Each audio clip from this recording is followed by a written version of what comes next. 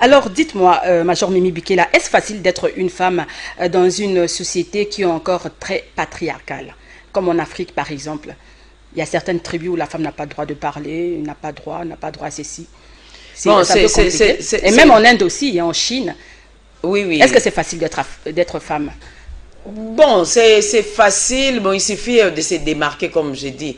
Parce que je crois que j'étais en Égypte où j'ai vu qu'il y a des femmes là qui décident, des femmes professeurs qui décident de ne plus être esclaves de foulards. Puisque en Égypte, il y a même de ces femmes qui se couvrent même jusqu'aux yeux. Vous ne pouvez rien voir que les yeux. Donc, c'est difficile. Mais il y a de ces femmes qui ne sont plus pour ces genres d'habillement et quoi, donc qui se démarquent dans autre chose. Donc ça veut dire de femmes là qui sont de grandes dames professeurs qui enseignent et qui essayent de lutter contre ce genre de comportement qui ont tendance à dominer sur la femme. Donc c'est pas facile, mais on doit toujours s'y mettre. C'est une lutte quotidienne, hein, donc c'est une lutte de tous les jours. Et je voulais aussi ajouter quelque chose, les harcèlements dans des écoles, dans des universités, dans le milieu professionnel. Les femmes sont victimes de tout ça. Pourquoi pas à l'église? À l'église aussi, à l'église aussi, même dans son foyer. Hein. Dans son foyer, la femme peut être violée aussi si elle n'est pas consentante. Eh ben voilà, parce que son corps l'appartient d'abord. Mais il y a ces hommes qui considèrent la femme comme un instrument de plaisir, un objet sexuel, tout ça, jusqu'à présent.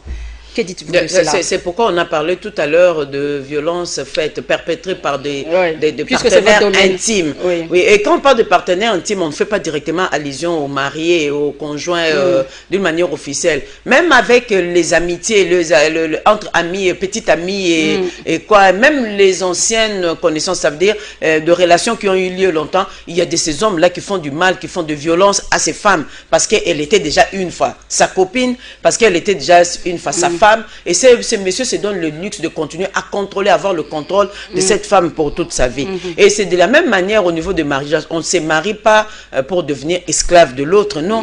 Quand nous sommes dans les mariages, tout doit être coordonné. Donc, ça veut dire... pour avoir de rapports sexuels, oui, si la ça femme doit être pas, coordonné. Si la femme n'est pas consentante, elle ne doit pas faire parce qu'elle était mariée. Et puis, on va avoir des justifications pour dire que lors du mariage, on nous avait dit de consommer le mariage. Oui, on doit le consommer quand on est consentant. On ne peut pas consommer les mariages si on n'a pas le consentement. Non, on ne peut pas.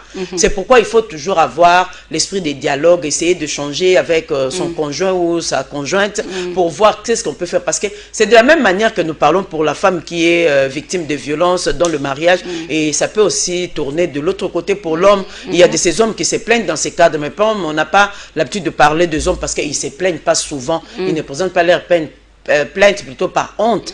Alors c'est pourquoi nous profitons pour parler de la femme qui est vraiment la plus victime dans ces histoires de violences conjugales. Parce qu'il y a toujours ce deuxième regard, le corps de la femme, quand la femme passe, non, elle est belle. Au niveau des écoles, elle a des par jolies exemple, fesses, elle a des seins, tout ça. Il y a des hommes, c'est un peu...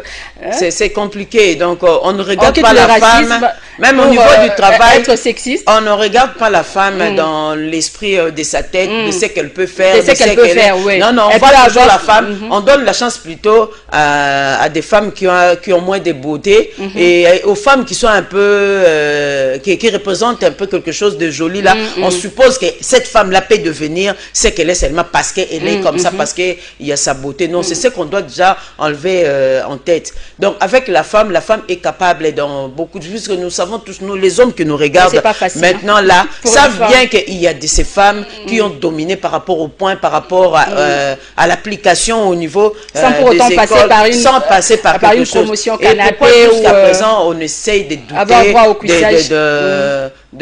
de pouvoir ou bien de possibilités, de faveur, pas de faveur mais de possibilités de pouvoir de la femme. Pourquoi les hommes sont encore en train de douter? C'est ce qui est un peu difficile. Mais moi je me dis que on ne peut pas se fatiguer. Plus nous sommes en train de poursuivre, plus on s'impose et plus on récupère petit à petit. Et que je peux dire comme à la police. Au début, là, on parlait de 7%. Au début, là, on parlait de 3% de femmes au niveau de la police. Et finalement, c'était devenu à 7%. Aujourd'hui, au moment où je te parle, nous sommes à 12% de la femme. Donc, il y a un peu des avancées, bien que c'est pas encore... bien que c'est pas encore à la hauteur de la manière dont nous souhaitons. Mais il y a quand même des avancées. Il y a des avancées. Et nous sommes en train de foncer pour avancer un peu plus.